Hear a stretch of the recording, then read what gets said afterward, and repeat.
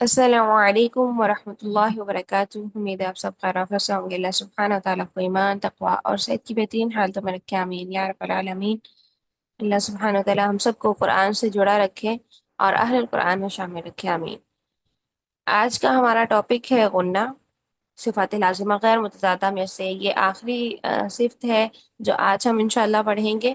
غنہ کے بارے میں آپ سب نے اپنے مخارج میں بھی دیکھا تھا، لیکن آج ہم جو غنہ کے بارے میں مزید چیزیں دیکھیں گے وہ یہ کہ غنہ کی کتنی ٹائپس ہوتی ہیں، یعنی کتنی اقسام ہیں، اور اس کے ساتھ ساتھ غنہ کے مراتب کون کون سے ہیں، یعنی غنہ کن کن کنڈیشنز میں پایا جاتا ہے۔ ٹھیک، تو جیسے قلقلہ کے مراتب ہوتے ہیں اسی طرح غنہ کے بھی مراتب ہوتے ہیں۔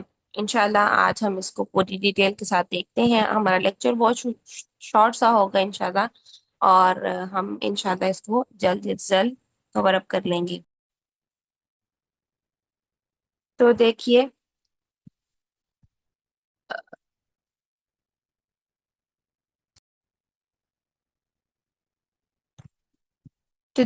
غنہ کے لغوی معنی ہے گنگناہٹ، یعنی ایسی گنگنی سی آواز جو کہ نون اور میم کو ادا کرتے وقت ناک کی جڑ میں پائی جاتی ہے۔ یعنی یہ جو غنہ ہوتا ہے یہ گنگنی سی آواز کو کہتے ہیں، گنگناہٹ کو کہتے ہیں، بن بناہٹ بھی بول سکتے ہیں۔ تو دیکھتے ہیں حروف غنہ جو ہیں وہ دو ہیں، میم اور نون، یعنی صرف دو ہی حروف ہیں جن میں غنہ پایا جاتا ہے، اور غنہ کی دو اقسام ہیں، غنہ اصلی اور غنہ فرعی۔ غنہ اصلی ایسے غنہ کو کہتے ہیں جو غنہ آنی اور ذاتی بھی ہوتا ہے، یعنی اس کے دو اور مزید نام ہے جسے ہم غنہ آنی اور غنہ ذاتی بھی کہتے ہیں۔ یہ غنہ نون اور میم متحرکہ اور مظہرہ میں پایا جاتا ہے، اور یہ بغیر قصد کے ادا کیا جاتا ہے۔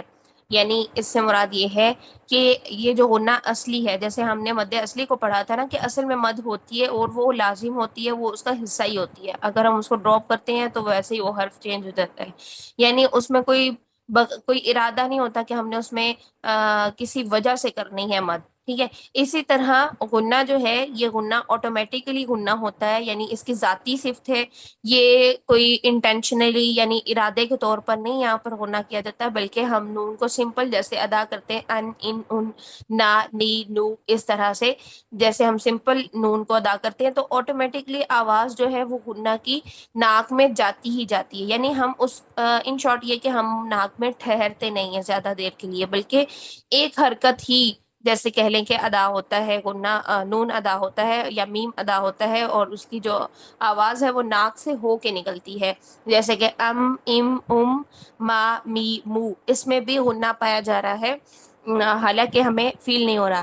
لیکن یہ غنہ آنی یعنی ایسا غنہ کہ جو ناک سے آواز ایک دفعہ ہو کر واپس آ جائے، یعنی ایک حرکت میں ہی واپس آ جائے، ایک سیکنڈ میں ہی واپس آ جائے۔ لیکن نون اور میم کی یہ چونکہ ذاتی صفت ہے، ان میں ذاتی طور پر غنہ کی صفت پائی جاتی ہے، اس لیے ہم اس کو جدا نہیں کر سکتے۔ اگر آپ کہیں کہ ناک میں آواز نہیں جاتی، اگر میم اور نون کی آواز ناک میں نہیں جاتی، تو اس کا پریکٹیکل کرنے کے لیے آپ اپنے نوز کو بند کر کے، ٹھیک ہے، دونوں جو ہولز ہیں نوز کے، آپ دونوں نتنے ناک کے بند کر کے اپنی فنگرز کے ساتھ، پھر آپ نون کو یا میم کو ادا کر کے دیکھیں گے، نا نی نو یا پھر ما می مو ادا کر کے دیکھیں گے تو آواز چینج ہو جائے گی۔ جیسے ابھی میں اپنا نوز بند کر کے آپ کو بتاتی ہوں، دکھاتی ہوں کہ ما می مو یا پھر نا نی نو کیسے ہوتا ہے۔ دیکھیے نوز بند کرتی ہوں، ما می مو، بالکل آواز چینج ہو گئی۔ اسی طرح نا نی نو، بالکل آواز چینج ہو گئی اور ان کا مخرج خراب ہو گیا، ٹھیک ہے۔ تو نون اور میم کی اٹ سیلف یہ ذاتی صفت ہے کہ انہوں نے ناک سے ہو کر آنا ہی آنا ہے، ٹھیک ہے۔ تو یہ جو غنہ آنی ہے یا غنہ ذاتی ہے، یہ اس کی ذاتی صفت ہے، اس لیے اس کو غنہ ذاتی کہا جاتا ہے۔ غنہ آنی یعنی ناک سے ہو کر آواز آنی ہی ہے، بغیر کسی ارادے کے۔ ہمارا ارادہ اگر نہیں بھی ہے وہاں پر آواز کو ٹھہرانے کا، لیکن آواز ناک سے ایک دفعہ ہو کر واپس ضرور آئے گی۔ اس کو غنہ اصلی بھی بولتے ہیں، غنہ آنی بھی بولتے ہیں، اور غنہ ذاتی بھی بولتے ہیں۔ قصد کا مطلب ہوتا ہے ارادہ، یعنی یہ بغیر قصد کے کیا جاتا ہے، یعنی بغیر کسی ارادے کے یہ والا غنہ ادا خود بخود ہو جاتا ہے۔ اور اگر ہم کہیں کہ یہ غنہ ادا نہیں ہو رہا تو آپ ناک بند کر کے دیکھیں، مخرج ہی خراب ہو جاتا ہے، ٹھیک ہے۔ تو یہ والا غنہ کہاں کہاں پایا جاتا ہے؟ یہ متحرک نون اور میم، یعنی زبر زیر پیش والے جو نون اور میم ہوتے ہیں متحرک ہوتے ہیں، جن پر حرکت لگی ہوئی ہوتی ہے، جو حرکت کی صورت میں ادا ہوتے ہیں، یہ وہ والے نون اور میم پر سے ادا ہوتا ہے، یا پھر جہاں پر نون اور میم کا اظہار ہو رہا ہوتا ہے، جیسے ابھی میں نے آپ کو بتایا ما، مو، می، یا پھر نا، نو، نی، یہ متحرکہ ہو گئے، ٹھیک ہے۔ اسی طرح ان، ان، یا پھر ام، یہ کیا ہو گئے؟ یہ مظہرہ ہو گئے، یعنی مظہرہ کہتے ہیں جو اظہار کی حالت میں ہوں، جہاں پر نون اور میم کا اظہار ہو رہا ہو انہیں مظہرہ کہیں گے، ٹھیک ہے۔ تو متحرکہ جہاں پر ان کے اوپر نون یا میم کے اوپر حرکت لگی ہوئی ہو تو انہیں متحرکہ کہیں گے، ٹھیک ہے۔ تو یہ بغیر کسی ارادے کے یہ والے غنے کیے جاتے ہیں، ٹھیک۔ اب چلتے ہیں غنہ فرعی کی طرف۔ غنہ فرعی کو غنہ زمانی بھی کہتے ہیں، یعنی ایک زمانہ لگتا ہے، کتنا زمانہ لگتا ہے؟ یعنی 2 حرکات جتنا، ٹھیک ہے۔ تو بس آپ ایک ٹپ کے طور پر اس کو اپنے مائنڈ میں یاد رکھیں کہ جہاں پر 2 حرکات جتنا، 2 سیکنڈ جتنا ہمیں ٹھہرنے کے لیے زمانہ لگے اسے غنہ زمانی یا غنہ فرعی کہیں گے، اور جہاں پر ہمیں ٹائم نہیں لگے اسے غنہ اصلی یا غنہ ذاتی اور آنی کہیں گے، ٹھیک ہے۔ تو غنہ فرعی کو غنہ زمانی بھی کہتے ہیں، یہ قصد کے ساتھ کیا جاتا ہے، یعنی یہ ارادے کے ساتھ کیا جاتا ہے، ہمارا ارادہ ہوتا ہے کہ ہم نے یہاں پر غنہ کرنا ہے، کیونکہ 2 حرکات ٹھہرنے کے لیے کوئی نہ کوئی وجہ وہاں پر ضرور موجود ہوتی ہے جس کی وجہ سے ہمیں وہاں پر غنہ کرنا پڑتا ہے۔ اور یہ نون اور میم مشدد اور نون اور میم بحالت اخفا اور نون اور میم مدغم با ادغام ناقص میں پایا جاتا ہے۔ اب یہ نون اور میم مشدد، یعنی آپ سب کو معلوم ہے کہ جب سے آپ تجوید پڑھ رہے ہیں آپ کو معلوم ہے کہ نون مشدد اور میم مشدد پر غنہ ہوتا ہے، یہ ہمیشہ آپ کو سمجھایا جاتا ہے کہ 2 سیکنڈ کا غنہ کریں نون مشدد پر اور میم مشدد پر۔ تو یہ کون سا غنہ ہوگا؟ جب نون اور میم مشدد حالت میں ہوں گے تو یہ غنہ فرعی ہوگا، یا پھر غنہ زمانی بھی اس کو کہتے ہیں۔ اسی طرح نون اور میم جب اخفا کی حالت میں ہوں، تو نون کا اخفا کب ہوتا ہے؟ جب نون ساکن یا تنوین کے بعد، آپ سب کو معلوم ہے کہ قاعدہ موجود ہے، نون ساکن یا تنوین کے بعد جب حروف یرملون یا پھر حروف حلقی یا پھر بار الف کے علاوہ 15 حروف میں سے کوئی حرف آ جائے تو وہ وہاں پر نون کا اخفا ہوتا ہے۔ تو اس اخفا کی حالت میں جو غنہ ہوگا وہ چھپی سی آواز کے ساتھ ہوگا، وہاں پر بھی 2 حرکات جتنا ٹائم لگے گا۔ اس والے غنہ کو سوری، اس والے غنہ کو یعنی چھپی والی حالت والے غنہ کو بھی 2 حرکات جتنا ٹائم ہم نے ناک میں چھپانا ہوتا ہے، یعنی ایک زمانہ لگانا ہوتا ہے، کتنا؟ 2 حرکات جتنا، 2 سیکنڈ کے جتنا، ٹھیک ہے۔ تو اس حالت کو بھی کیا کہیں گے؟ اس والے غنہ کی حالت کو غنہ فرعی یا پھر غنہ زمانی کہیں گے۔ اسی طرح جب نون اور میم، اسی طرح میم کا دیکھ لیتے ہیں پہلے۔ میم کا اخفا کب ہوتا ہے؟ جب میم ساکن کے بعد با آ جاتا ہے، تب بھی ہم نے 2 حرکات جتنا، 2 سیکنڈ جتنا غنہ کرنا ہوتا ہے، ناک میں آواز کو چھپانا ہوتا ہے، ٹھیک ہے۔ اور اس چھپانے کی حالت کے لیے ہمیں 2 سیکنڈ کا زمانہ لگانا پڑتا ہے، اس لیے اس کو غنہ فرعی یا پھر غنہ زمانی کہتے ہیں، ٹھیک۔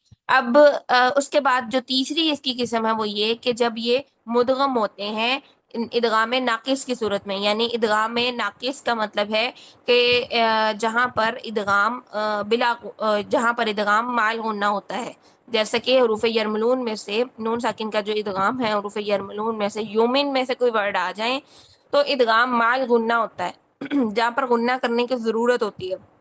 تو ادغام جہاں پر ادغام ناقص، یعنی ناقص کا مطلب ہوتا ہے کہ جو پچھلا والا حرف ہے، پہلا والا حرف دوسرے حرف میں پوری طرح مرج نہیں ہوتا، جیسے نون ساکن کے بعد یا آ جائے تو میں یؤمنو یہ بنے گا، یعنی نون کی آواز آ رہی ہے، نون کی آواز ختم نہیں ہو رہی۔ اس کے برعکس جب ہم دیکھیں مر ربک، ٹھیک ہے، مر ربی دیکھ لیں تو اس میں نون کی آواز ہم ختم کر رہے ہیں، تو اس کا مطلب ہے کہ یہ ادغام ناقص نہیں ہے، بلکہ ناقص کون سا تھا؟ ناقص کا مطلب جس میں کوئی نقص نہ رہ جانا، جس میں پہلا حرف باقی رہ جانا۔ تو میں یقول میں نون باقی ہے، ٹھیک ہے، نون ابھی باقی ہے، تو نون کی آواز جہاں باقی رہے گی وہ ادغام ناقص ہوگا۔ تو اس کا مطلب ہے کہ ادغام مع الغنہ، ان شارٹ ہم یہ کہہ سکتے ہیں کہ جب ادغام مع الغنہ ہوگا تب بھی وہ والی جو کنڈیشن بنے گی وہ غنہ کی کون سی کنڈیشن ہوگی؟ غنہ ذاتی، یا پھر اس کو غنہ غنہ ذاتی نہیں، غنہ فرعی، یا پھر اس کو غنہ زمانی کہیں گے۔ کیوں؟ کیونکہ وہاں پر ہمیں 2 حرکات کے جتنا غنہ کرنا ضروری ہے، تو جب ہم 2 حرکات کے جتنا غنہ کریں گے تو وہ غنہ زمانی یا غنہ فرعی ہوگا، اور جب ہم 2 حرکات جتنا نہیں بلکہ ایک حرکت پڑھ کے گزر جائیں گے تو وہ غنہ آنی یا ذاتی یا اصلی ہوگا، کیونکہ ناک سے ہو کر تو آواز جاتی ہی ہے، یہ اس کی ذاتی صفت ہے، ٹھیک ہے۔ تو اب دیکھ لیتے ہیں ان کے کچھ ڈفرینس مراتب ہیں. یہ جو ابھی میں نے آپ کو 5 کنڈیشنز بتائی ہیں: متحرک حالت، اظہار والی حالت، ٹھیک ہے، مشدد والی حالت، اور اخفا والی حالت، اور ادغام والی حالت. اب دیکھتے ہیں کہ 5 حالتوں میں سے کون سی حالت میں سب سے پہلے نمبر کا غنہ ہوتا ہے، یعنی سب سے زیادہ غنہ کس میں ہوتا ہے، پھر دوسرے نمبر پر کس حالت میں غنہ ہوتا ہے، پھر تیسرے نمبر کا غنہ کس حالت کا ہوتا ہے. تو یہ انشاءاللہ ابھی ہم دیکھ لیتے ہیں. تو دیکھیے یہاں پر غنہ کے مراتب ترتیب کے ساتھ کیسے ہیں کہ جب نون اور میم مشدد حالت میں ہوتے ہیں تو سب سے زیادہ غنہ مشدد حالت میں پایا جاتا ہے. یعنی جب نون اور میم مشدد ہوں تو سب سے زیادہ یعنی پہلے نمبر کا غنہ پایا جائے گا. جیسے کہ انما، اما. تو جو غنہ پایا جا رہا ہے 2 حرکات کا، جتنا گنگنی آواز کہاں پر سب سے زیادہ شو ہو رہی ہے، کہاں پر سب سے زیادہ بنبناہٹ سی فیل ہوگی، وہ سب سے زیادہ پہلے نمبر کی، پہلے درجے کی نون اور میم کے مشدد ہونے پر شو ہوتی ہے. ٹھیک ہے، سب سے زیادہ غنہ نون اور میم جب مشدد ہوتے ہیں تب زیادہ ادا ہوگا. پھر دوسرے نمبر کا غنہ ادا ہوتا ہے جب نون اور میم مدغم ہوتے ہیں، یعنی آپس میں یہ مرجنگ ہوتی ہے، جو ابھی میں نے بتایا ادغام کی حالت میں. ٹھیک ہے، اور ادغام بھی نون کا ادغام کون سا ادغام، مع غنہ والا، بلا غنہ والا نہیں. ٹھیک ہے، تو علیکم مرسلون، یہاں پر بھی ادغام ہو رہا ہے، میم کا میم میں ادغام ہو رہا ہے، میم ساکن کے بعد میم آ جائے. میم کا ادغام تو ہوتا ہی ایک ہی ہے، ٹھیک ہے، اور وہ غنہ کے ساتھ ہی ہوتا ہے. یعنی میم ساکن کے بعد میم آتا ہے تو ادغام میں شفوی ہوتا ہے، اور یہ غنہ کے ساتھ ہی ہوتا ہے. ٹھیک ہے، تو نون کے غنہ کی جو بات تھی وہ یہ کہ ادغام جو ہے ادغام مع غنہ والا ہونا چاہیے. ٹھیک، تو جب نون اور میم ادغام کی حالت میں ہوتے ہیں، جب ان کا ادغام ہو رہا ہوتا ہے غنہ کے ساتھ، تب ان میں جو غنہ پایا جاتا ہے، بنبناہٹ سی، گنگناہٹ سی پائی جاتی ہے. وہ کون سی پائی جاتی ہے؟ ناک میں جو آواز جا کر ٹھہر رہی ہوتی ہے وہ کیا ہوتی ہے؟ دوسرے درجے کی. مشدد حالت میں پہلے درجے کی آواز ہوتی ہے، اور ادغام کی حالت میں دوسرے درجے کا غنہ پایا جاتا ہے، دوسرے درجے کی آواز ہوتی ہے غنہ کی. ناک میں دوسرے درجے کی ٹائپ کی اس کی آواز چل رہی ہوتی ہے، جیسے میں یقول. دیکھیں اب نون کا ہی دیکھ لیں، انما، ان، ایسے اب نون پورا شو بھی ہو رہا تھا اور اس کے ساتھ ساتھ بنبناہٹ، گنگناہٹ بھی ہو رہی تھی. میں یقول، نون شو ہو رہا ہے لیکن آواز تھوڑی سی مرج ہو گئی ہے. ٹھیک ہے، جا تو ناک میں رہی ہے لیکن مرجنگ ہو کر، تو یہ دوسرے نمبر کا بن گیا. اب دیکھتے ہیں تیسرے نمبر کا جو غنہ ہوتا ہے وہ کون سا ہوتا ہے؟ جب نون اور میم مخفی ہوں. مخفی کا مطلب ہوتا ہے اخفا کی حالت میں ہوں. ٹھیک ہے، تو جب نون اور میم اخفا کی حالت میں ہوتے ہیں تو آپ کو سب کو معلوم ہے کہ اخفا کیا ہوتا ہے؟ آواز کو چھپانا. ٹھیک ہے، تو پھر ظاہری بات ہے ہم نے نون کے اور میم کی آواز کو ناک میں جا کے چھپانا ہے، پراپر گنگناہٹ نہیں کرنی. تو جب گنگناہٹ نہیں کرنی، آواز کو جا کر چھپانا ہے، تو 2 سیکنڈ کے جتنا ٹائم بھی لگانا ہے، زمانہ بھی لگانا ہے. تو یہ تیسرے نمبر کا، تیسرے درجے کا یہاں پر غنہ ہوگا، چھپا ہوا غنہ ہوگا. جیسے انفسکم علیکم بوکیل. ٹھیک ہے، جو 2 سیکنڈ جتنا ہم زمانہ لگا رہے ہیں، اس وجہ سے اس کا جو درجہ ہے وہ تیسرے نمبر پر ہے، لیکن چھپی ہوئی آواز کے ساتھ لگا رہے ہیں. سب سے زیادہ گنگناہٹ اور بنبناہٹ کہاں تھی؟ مشدد حالت میں. پھر اس کے بعد اس کی دوسرے درجے کی جو گنگناہٹ تھی اور مرجنگ تھی وہ آ گئی ادغام کی حالت میں، کیونکہ تھوڑی سی مرجنگ بھی ہو رہی ہے ساتھ میں. تیسرے نمبر پر ہم نے غنہ تو کرنا ہے لیکن چھپی ہوئی آواز، نون اور میم کو لے کے تو جانا ہے ناک میں، لیکن گنگناہٹ کے ساتھ نہیں بلکہ چھپی ہوئی آواز کے ساتھ. ٹھیک ہے، تو وہ جو 2 سیکنڈ کا 2 سیکنڈ کا زمانہ لگ رہا تھا اس کی وجہ سے یہ غنہ زمانی ہے، غنہ فرعی ہے. ٹھیک ہے، تو اس کو تیسرے درجے پر رکھا گیا. پھر جب نون اور میم اظہار کی حالت میں ہوتے ہیں، مظہرہ کا مطلب ہوتا ہے اظہار، اظہار کی حالت میں ہونا. تو نون ساکن کا اظہار کب ہوتا ہے؟ جب نون ساکن یا تنوین کے بعد حروف ہلکی میں سے کوئی حرف آ جائے تو اظہار ہوتا ہے نون کا. اور میم ساکن کا اظہار کب ہوتا ہے؟ کہ جب میم ساکن کے بعد با اور میم کے علاوہ کوئی بھی حرف آ جائے تو میم کا اظہار ہو جاتا ہے. تو جب یہ اظہار کی حالت میں ہوتے ہیں تو ہمیں زمانہ نہیں لگانا پڑتا، بلکہ 1 سیکنڈ کے اندر ہم نے ناک سے آواز جو ہے وہ ہماری ہو کر آ جاتی ہے، میم کے لیے بھی اور نون کے لیے بھی. تو اس کو ہم کہیں گے غنہ آنی یا غنہ ذاتی یا پھر غنہ اصلی. تو یہ چوتھے نمبر پر اظہار کی حالت میں ہوگا، جیسے من آمن انعمت. ٹھیک ہے، یہاں پر تو آپ کو دونوں مثالیں مل گئی، نون کی بھی اور میم کی بھی، انعمت دونوں.